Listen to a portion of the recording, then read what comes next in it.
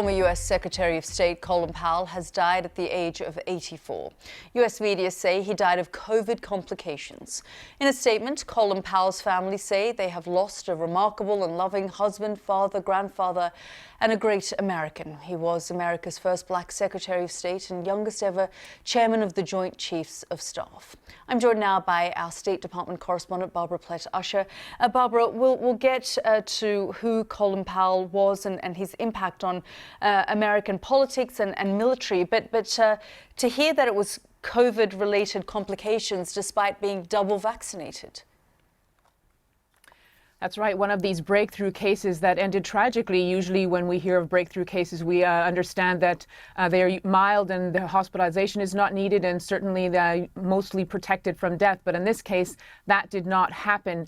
What we understand is that his wife also had a breakthrough case of COVID-19. She was also vaccinated, but she responded to treatment, to drugs, and Mr. Powell did not. He had several underlying conditions, including Parkinson's, and perhaps that is what contributed to him finally passing away. But it is one death that is reverberating certainly around Washington, with a lot of people praising him as somebody who was somebody who broke racial glass ceilings and who was a towering figure of military and political and diplomatic policy over the past decades. Yeah, I mean, Barbara, given how polarized America feels right now, he's been praised on both sides as a U.S. war hero and, of course, the first black Secretary of State. Yeah, the first black leader in a number of areas. He was the first black chairman of the Joint Chiefs of Staff. This was during the 1991 Gulf War, and he was the first black Secretary of State under George W. Bush, and he was somebody who was respected not only for his leadership, his military and political leadership, but also for his character. Many of the condolences coming in and the tributes coming in praise him as a great man, somebody who had integrity of character, somebody who did not take offense easily, somebody who had a good sense of humor, who had compassion. And somebody, as we were saying, broke these racial glass ceilings. So somebody who will go down as an important black leader in American history. I would say that the one blot on his record, one that he stuck with him and the one that he felt quite bad about, was during the time that he was Secretary of State. He defended the American decision to invade Iraq. You remember that presentation he made at the United Nations showing intelligence that later turned out to be twisted and faulty. And it was something that he regretted. He said later in interviews that he regretted doing it, and it was something that was even painful for him to remember even then. But in recent years, as he withdrew from politics, he was still fairly outspoken about what he believed and what he didn't believe. And in the end, he said he did not support President Trump. He was a very pragmatic and moderate Republican, and in the end voted for President Biden in 2020. And after the January 6th resurrection, he actually said he was no longer a member of the Republican Party. So he was one of the old establishment Republicans who felt he no longer had a home in that party. Yeah, I mean, as you say, very critical of Donald Trump. And let's just talk about not just his legacy, but as you pointed out, that legacy then being tarnished by that second Iraq war. And as you say, very few people could forget that presentation to the United Nations. And also what you've pointed out, that after it was revealed that the information was inaccurate and not correct, he really did come out and say, I made a mistake and I will always live to regret this. Yes, from what we understand, while he was Secretary of State, he did try to moderate the stance of the administration. He pushed against the hardliners who were quite eager to go to war. He spoke to allies, trying to sway them to come on board, at least in some way, trying to work a very difficult position, really, given what we understand now to be his own view of the situation. But, you know, we all remember when he was there in the United Nations pointing to those slides of the aluminium steel rods or pipes and saying that there were this and other things were evidence that Saddam Hussein had made steps towards nuclear weapons, and later on, as it became clear, that was not at all the case, and he did have personal regret. He did say that this was a blot on the administration and a blot on him as well. But he went public with it, and I think that is something that for which he was admired as part of his character. He was hailed as an honest and a decent man, and he admitted his mistake. Indeed, that was a 2005 interview with ABC where he said, "It's a blot.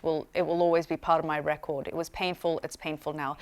Barbara, thank you so much for joining us and for giving us that update.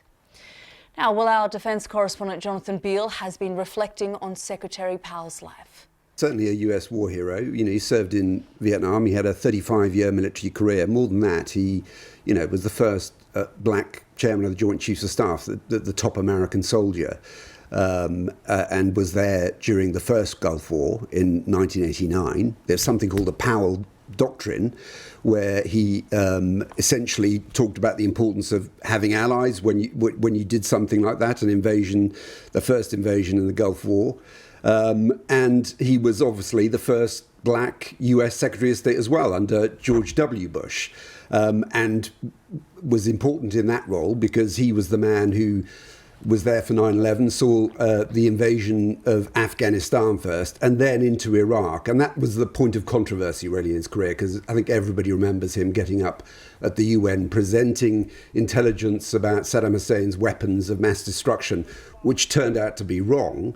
And it was a point that he regretted throughout his life. Nevertheless, he's the sort of guy that even though he served as Secretary of State under a Republican president, he was highly regarded by both sides. He was indeed critical of President Trump. He did not like his politics, the way he handled himself, and was critical of him, and made clear he did not support him. So I think he did garner support from both sides, and we've heard that already from Democratic Senator Mark Warner, who described Colin Powell as a patriot and a public servant, and then on the Republican side, somebody saying that he was a true soldier statesman. So he is somebody who leaves this big void, who's broken down barriers for African Americans, done the most important jobs in government, and was, despite that blemish of the Second Iraq War in 2003, highly regarded. Yeah, exactly. But it was really that Second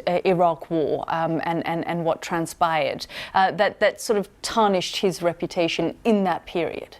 Yeah, and also went against what he believed in the sense that, he, as I talked about, the Powell Doctrine was essentially going in quickly and then getting out quickly. And of course, what happened in Iraq is the US and in Afghanistan, the US got bogged down in these wars, which was not something that he would have wanted. He wanted to use overwhelming force, backed by allies, with a consensus to do something as far as military action is concerned, and clearly that unpicked during both the invasion against Iraq in 2003 and also what happened in Afghanistan. But I think, people still realise that he was, a phenomenal soldier. He was somebody who was respected both politically and for his professional qualities. And that is why he was put. There was even talk of him running himself for President of the United States at one stage, which never happened. But he was that highly regarded. 84 years old, and his family, the US media say it was COVID-related complications. Yes, and clearly, it's a reminder that this is still taking its toll, this pandemic, particularly amongst elder people. I think more than that, I think, Colin Powell will be remembered for somebody who was in an era of politics where there was an attempt at consensus. And you look at American politics now, it's very, very different. And he'd have been uncomfortable with that. But, I think he is somebody who will be remembered throughout the United States as serving his country as a soldier, as a politician, and doing the job to his best of ability, bar that, the questions about what he did at the United Nations when he got up and presented that intelligence, which proved to be faulty.